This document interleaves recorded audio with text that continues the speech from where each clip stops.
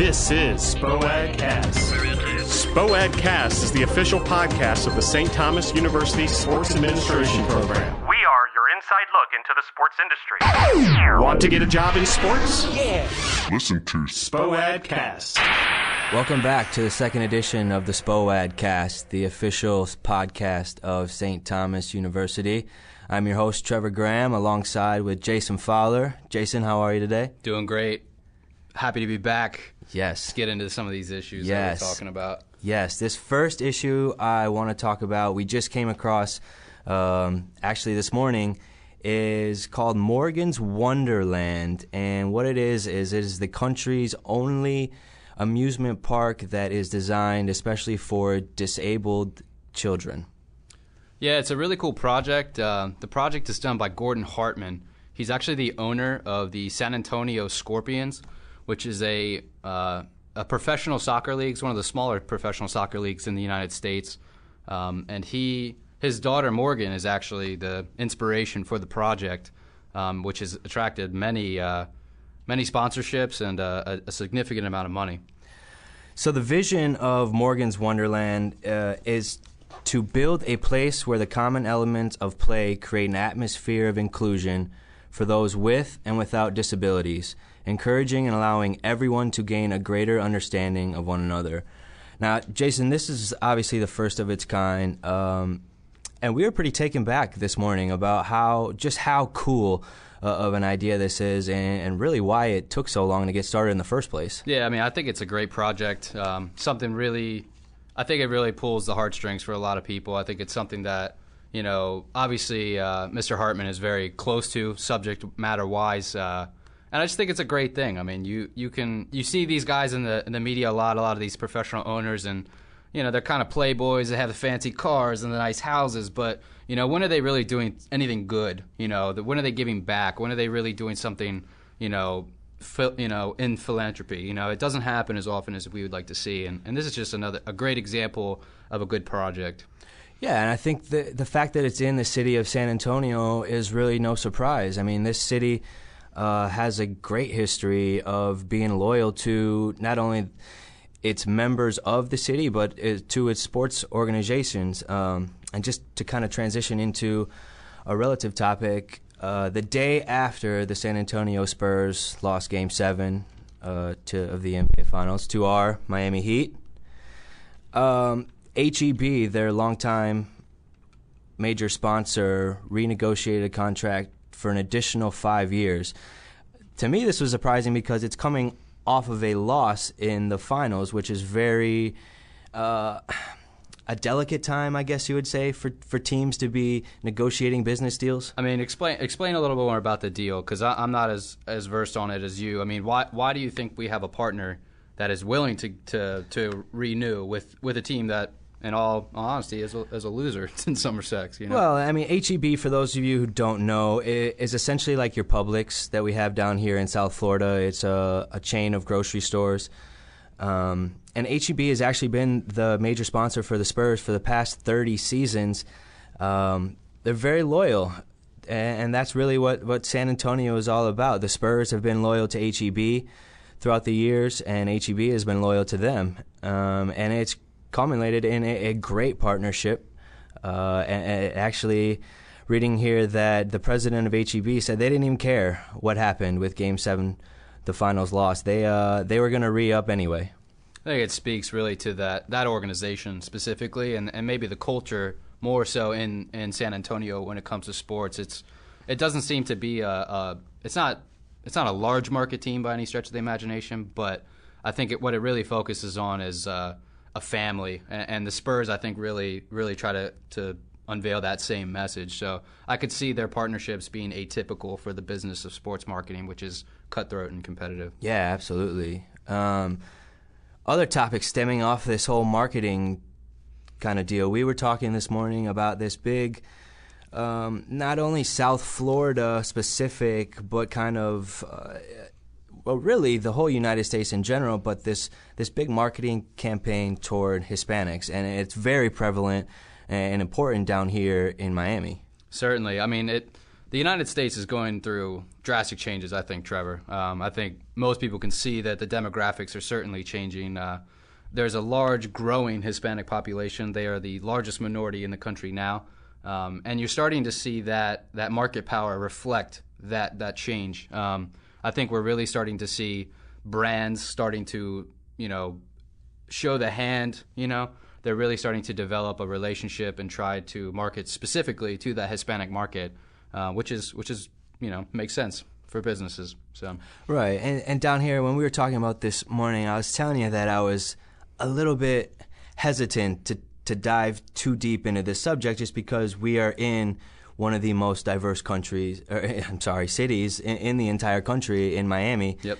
But you were actually telling me that Miami came up in this article you were reading in Sports Business Journal. Yep, it did. The Miami Hialeah area is number 7 in the United States for populations with Hispanic-based populations. It is the largest Cuban population in the country. It is also the number 1 diverse area for a larger basis of Hispanics in the country, which I think is an interesting piece as well. So that meaning that given the percentage of Hispanics amongst that, there's a large diversity of Hispanic cultures within the greater Hispanic? Yes, indeed. So essentially, let me explain it a little bit more. So Los Angeles is a very well-known Hispanic population, has a very well-known Hispanic population. However, that population itself is predominantly a Mexican heritage population, whereas South Florida really has a uniqueness of having Central America, South America descent, and also a huge Cuban population, which is obviously known to our listeners in South Florida. We talked about San Antonio just a little bit ago. I'm actually originally from San Antonio. Yep. I know personally that there is a large population of Mexicans. Yeah, very strictly Mexican, correct? Very predominant in that area. So in terms of marketing, I mean, these are large demographics that marketers are really now trying to do advertising for. Which is exciting. It's exciting to see that their market presence has been appreciated.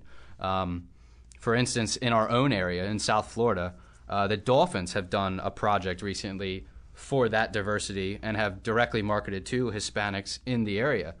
They've had a lot of different programs that they've done to promote Hispanic viewership and participation within the sports. The Dolphins just did a project where they go to local malls in Hialeah, predominantly Spanish areas for those who live down in Miami. And they do a lot of clinics where they kind of show people what the pads are, what the game is about, show the sportsmanship. And they have fun stuff for the kids to come out and really enjoy the game of football. And you're seeing programs like that a lot. Stephen Ross is obviously the Dolphins owner. He recently did a new project called Relevant Sports. It's a program for South Florida soccer to really take over. And they're bringing a lot of international soccer stars and teams to the South Florida area. So it really is stressing what we're doing in South Florida is really marketing to this large up-and-coming Hispanic population. Now, these programs, are they aimed to get more participation in soccer or more fans? I think it's really just to get associated fans to come out to games. I think we when you go to Dolphin Stadium to watch a soccer game, you're going to see the Dolphins logos. You're going to get a pamphlet on the Dolphins. So it's kind of like the theory that, okay, you get a customer in the door, you can kind of sell them other stuff that they weren't coming for, And I think that's really what the push is, maybe in South Florida, to open the market, for this new population that's booming. Yeah, it'll be very interesting to see where it's going. We'll get into talking about soccer a little bit later in this episode. Just a reminder, you are listening to the Spo-Ad cast, the official podcast of St. Thomas University Sports Administration. You can find us on YouTube, Twitter, and Facebook. Want to get a job in sports? Yeah. Listen to Spo-Ad Cast. This is Phil DeMontmollin with your St. Thomas University Sports Administration alumni update. Congratulations to 1986 Masters of Science graduate David Gettleman. Gettleman earlier this year was named general manager of the Carolina Panthers NFL football team. David comes to Carolina from the New York Giants, where he was the senior pro personnel analyst. Also earlier this year, Blake James of the class of 1994 Masters of Science was promoted from interim athletic director to the director of athletics at the University of Miami. Just following his appointment, the UM men's basketball team won the ACC regular season and then the tournament championships. Not a bad start for Blake James. Robin Harmony, who graduated with a Master's of Science in 2009 from St. Thomas University, left the Bobcats, the St. Thomas University athletic program, for the new job as head coach of the women's basketball program at Lamar University in Beaumont, Texas. Harmony had a very successful tenure at St. Thomas University and has recently been replaced by Desma Thomas. And joining Harmony on the staff at Lamar University is 2011 Masters of Science graduate Candace Walker. She was an assistant coach for St. Thomas, and now she'll be part of Robin Harmony's staff at Lamar. Congratulations to Bachelor's of Arts grad 1988, Bill Chavez. Chavez was one of the recipients of the Under Armour Athletic Director of the Year Award. He is the athletic director at Eastern Washington University and received that award at the 2013 NACDA convention held in Orlando. And also, congratulations to STU alumnus Todd Reeser. He was a 1986 graduate with a Master's of Science. He recently was promoted to Executive Senior Associate Athletic Director at Georgia State University. Congratulations, Todd. Stay tuned to the Facebook page for the St. Thomas University Sports Administration Program and right here at Spo-Ad Cast for more alumni updates. This is Phil DeMontmollin for Spo-Ad Cast. This is Spo-Ad Cast. Spo-Ad Cast is the official podcast of the St. Thomas University Sports Administration Program. We are your inside look into the sports industry. Okay, one other marketing tidbit I wanted to share with you is actually about LeBron James, so it's worth mentioning, definitely. Interesting what I found. You know how that Samsung commercial ran literally like 15 seconds after You're talking about the Heat. one where he just like goes and just slams the ball. He dunks the ball in like a high rise in Miami, right? Yeah. Awesome commercial. Yeah. Awesome commercial. Interestingly, I was reading about that commercial. LeBron James is the one who picked the editor, the music, and he actually came up with the design for those Sports Beats headphones, which was the first of the Dre Beats headphones kind. But actually, the bigger story was that LeBron is taking his marketing in a new direction and kind of really taking marketing into something that hasn't been seen before. How's that happening? Well, he's getting rid of endorsements, and rather than your prototypical endorsements, I always read how Jordan got so much of his money is because when he ran all those commercials for Gatorade and Subway, he just chose to take stock options instead of any other payment. So then when those companies blew up, he became just filthy rich. Okay. So getting away from kind of your stereotypical endorsement, LeBron is gearing more toward partnerships. For example, he has a partnership with Dunkin' Donuts where his advertisements run exclusively in China, Indonesia, and Taiwan. So you won't see those here in the United States. He also has a partnership with Champ Sports, the retail store. Now, is he doing that to prevent overexposure in the United States, or is he just doing it for a larger share of the global market? Both. Okay. Both. He's estimated to make nearly as much in endorsements overseas in China as he does here in the United States. That's fascinating. But this Champ Sports partnership is only digital. You won't see any print ads. You won't see any TV ads. It's strictly online on your Facebook, social media, that route. Now, what he did with this Beats was he pretty much had a partnership with Dr. Dre, the founder of Beats, to have at it and really use LeBron's creative and artistic abilities and put that into a business sense. We see so often what he's able to do as far as creativity on the basketball court. Now we're getting a little look into what he's doing off the court as well. Well, it looks like he's wearing a different suit for these activities. But now LeBron James, obviously, he's a hell of a business person. He really has brought on a totally new light in terms of professionalism outside the court. He's very, if he doesn't draw the comparisons to Michael Jordan on the court, he certainly does off the court. Well, I'm glad you brought that up because Jordan is revered for pretty much transcending the game. He changed the game of basketball and affected so much around the game of basketball during his time. And we're kind of seeing LeBron do something similar, but in our new age. In 2013, he's using different marketing schemes. Jordan said that he never would have teamed up with some of the greats that he competed against in his time. LeBron chose to. LeBron wanted to team up with these guys, and now they're seeing the marketing going to a whole new level. It's fascinating to me to watch LeBron James both on and off the court and what he's able to do for the game of basketball. Absolutely. I like to transition here as well, Trevor. Why don't we talk about a new deal that we just talked about earlier today as the new rules for the NFL. We have a new bag rule. So for all you NFL fans out there, know that when you go to your first game, preseason included, and first regular season game, that you're going to be limited in what you can carry in a stadium. This is across the league. You're not going to be allowed to carry bags, which includes cushion seats, which everyone likes to bring in. A lot of exceptions for citing safety concerns. The NFL wants to restrict what we can bring in.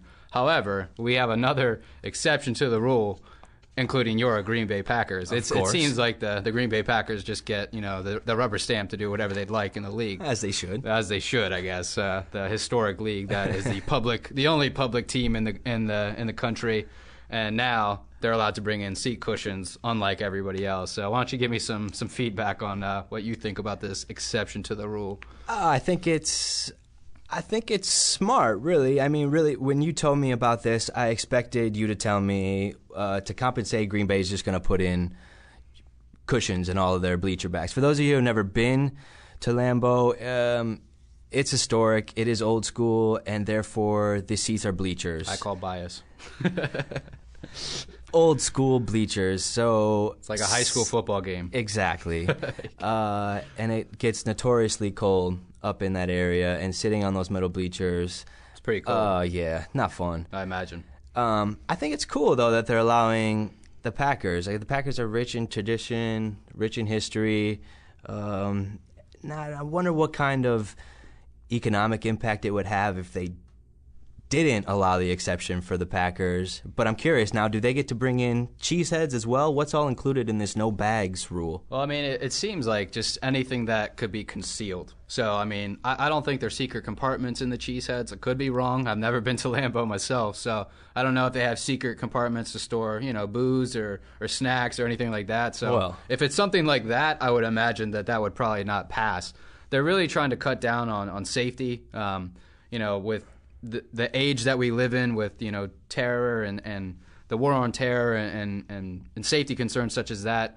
They're really afraid of people bringing in things that could have a massive effect on others while they're enjoying a game. So. No, it's a great idea. It's proactive of the league. I'm just glad they allowed the exception because I would hate to see them mess with Lambeau. I think to your point though, Lambeau is historic. It really is one of those last gems that we have in the NFL. I mean, nowhere else are you going to go watch a pro game and sit on metal bleachers like you're at a high school football game. So Lambeau needs to stay like it is, and I think it will help the game. So it's interesting. Yeah, it does. Just another quick tidbit of information. I was reading Nerlens Noel, who for the past 2 or 3 months has been projected to be the number 1 pick in last Thursday's NBA draft. He fell to number 6. Which I read will cost him a minimum of $5 million and has the potential to cost him upwards of $10 million. I know his agent, Frank Catapano, is very upset because he's about to lose some money. But, I mean, it's an injury concern, obviously, with Noel, and takes nothing away from his talent. I think he'll rebound once he gets healthy, and he'll make them all pay for not picking him in the top 5. Now, were you surprised that he fell out of not only the number 1 spot, but then fall out of the number 3 spot? I know your team is the Wizards, who are still the Bullets in your mind. Yes, let's name drop. But we didn't expect him to fall past 3 at the Wizards. I thought the Wizards were going to take him, but at the same time, I think the choice of Otto Porter for them was a very good move. It was what they needed. They could have taken Noel and moved some pieces around, and it could have worked, but I think they took the right choice at Porter. I'm actually surprised that he went to New Orleans, seeing that they really didn't need a center, but then they worked their trade, so they got their point guard. Yeah, out they of got it, what so. they wanted. They did it kind of a backwards way, but they got what they wanted. So it was a smart move, I think, for them. Now I'm curious, being familiar with the D.C. area, Otto Porter Jr. for those who don't know, is a product of Georgetown, which is in D.C. Yep. Now he's just moving a few miles over to go play in the Verizon Center. He probably lives in the same apartment. What do you think that does for his marketing capabilities? I mean, it's a true DC kid. I mean, you're looking at LeBron and Cleveland, kind of Akron, Ohio to Cleveland relationship. Same with Otto Porter. I mean, with Otto, it's gonna be interesting. He really will cling to DC businesses. I think he'll be promoted. He'll probably get a pickup with Five Guys, which is a DC franchise, the local burger joint for those who don't know. He'll probably tag with companies like that have DC roots. Ben's Chili Bowl is another one that he'll probably tag with. He'll be a true DC kid, and I think that's, we love that. We love that in DC. We love our homegrown kids, We have great athletes in the league. I was reading a report yesterday that we had, I think it was seven NBA players from Prince George's County, Maryland, which is where I went to high school at DeMatha. And it just they're churning out basketball players out of that area. It's unbelievable. Like quality players, Kevin Durant, a few other guys that from strictly that area, which is not that big, a few million people. So it's quite amazing. That area has a rich basketball tradition, even though the pros haven't been too successful. So. Right. No, that's certainly the breeding ground for prep basketball players, that tri-state area. Yep.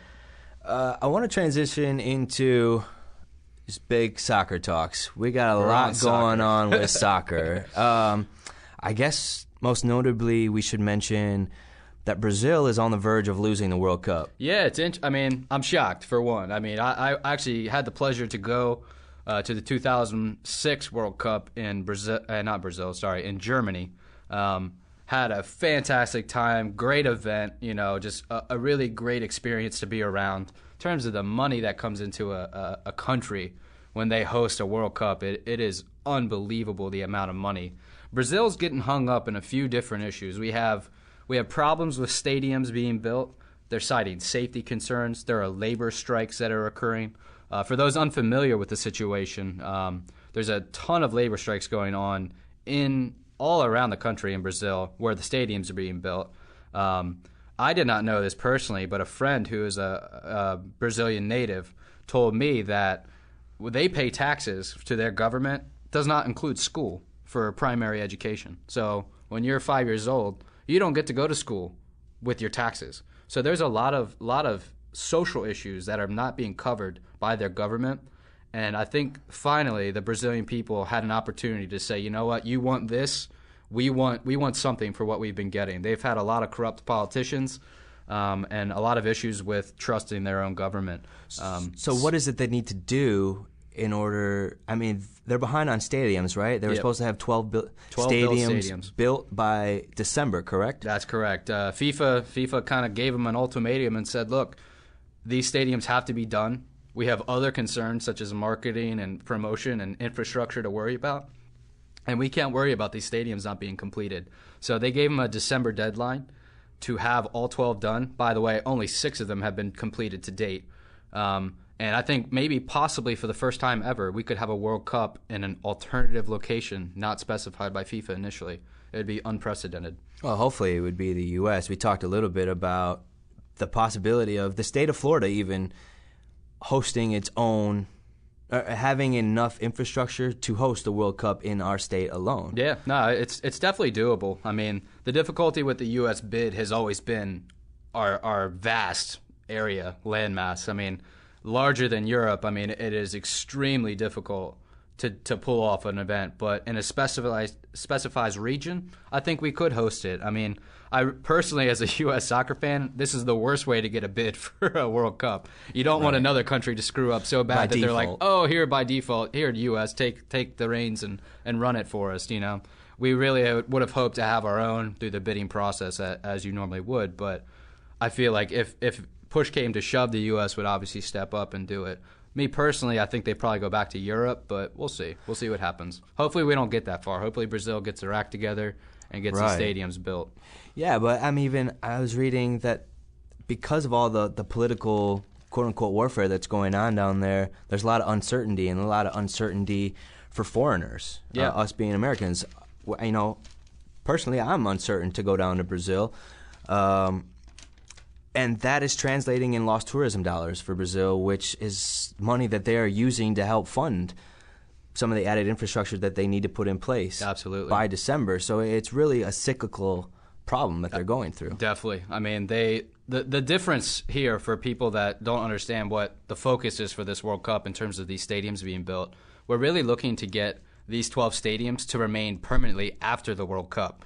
And that normally doesn't happen. Like when we had the World Cup in 2010 in South Africa, a lot of the stadiums that were built were actually dismantled afterwards and given to the people to use as resources for other projects, for other health, maybe like water projects or building housing or something along those lines. So it was kind of an organic process in South Africa, where here Brazil is really looking to build stadiums that they're going to use after. There's going to be soccer clubs that are going to use these stadiums. There are going to be concerts they're going to have down there.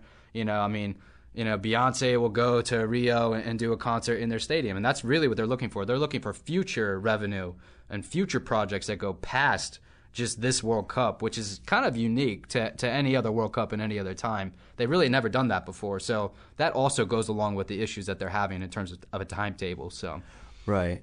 From a security measure, obviously, what's gone on in the past year, as far as terrorist strikes, and just an increased, heightened security issues for major, sporting events. Apparently, the FIFA spokesperson told the Brazil that not only do these stadiums need to be finished, but they have to run 2 test events in each stadium before FIFA will agree to play there. So it's almost as even if they do get these stadiums done, what 2 events are they going to scramble to get in here? And maybe it's exhibition matches. They find some teams to play, but these guys are really under the gun. In terms of a timetable, they are in a scary position right now, and it's sad because Brazil has such a rich soccer tradition. Some of the greatest in the world have come out of there, and it's sad that the first time that they get to be in South America for a World Cup, that it may not even happen due to political issues and health and safety concerns and building issues. I mean, it's sad that it may come down to Brazil not having the first World Cup in South America.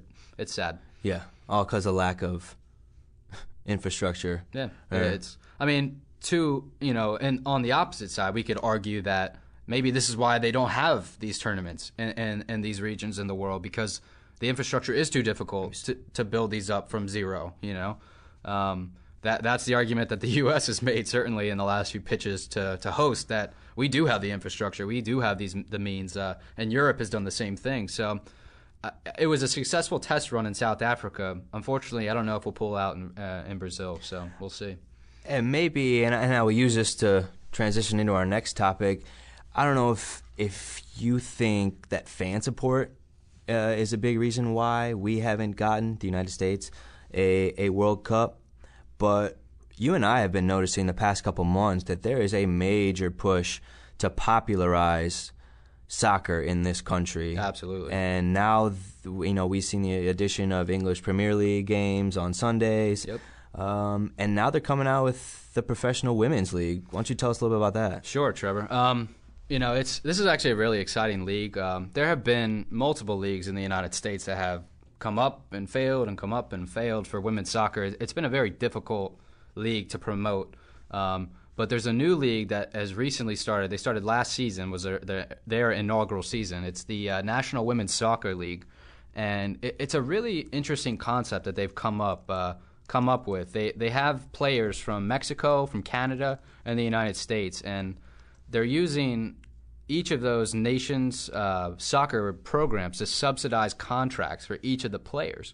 So what they end up getting is cheaper labor in terms of like the teams, and then they're actually hosting in a lot of areas for MLS teams that have stadiums. So they're cutting costs in that way. There's 8 teams in the whole league, and the most popular one is the Portland Thorns football club. Their average attendance last season was over 12,500 fans a game. That's incredible. That's unbelievable. I mean, we mentioned a game prior to the soccer team with the Morgans Project, the